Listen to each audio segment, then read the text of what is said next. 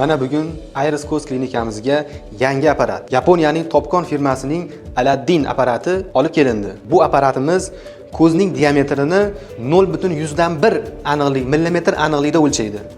Oldin eski usullarda ko'zda ultrazvuk orqali o'lchashlikda, misol uchun 10 ta odamdan bittasida yoki 20 ta odamdan bittasida xatolikka yo'l qo'yilsa, bu apparat deyarli xato ishlamaydi degani. Bu apparat 29.000 euro, so'mga hisoblaganda 400 million so'mdan oshadi. Bu apparatimiz 9 tasi birda, ya'ni ko'zni diametrini aksisda o'qdi, eng to'g'ri, eng aniq miqdorda o'lchaydi va bundan tashqari kerata topografiyasi bor.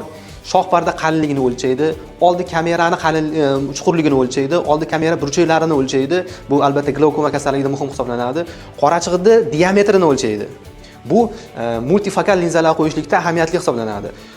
Gavharni qalinligini o'lchaydi va bundan tashqari bu apparatimizda bitta yangi xususiyati bor. Bu juda muhim hisoblanadi, e'tibor beringlar. Bolalarda miyopiya kasalligini o'sish darajasini aniqlab beradi. Bu apparatimiz mana shu yuqorida sanab o'tgan o'lchovlarimiz asosida bizga ko'zga qo'yiladigan sun'iy gavharda aniq quvvatlarini, ya'ni nur sindirish darajalarini ko'rsatib beradi.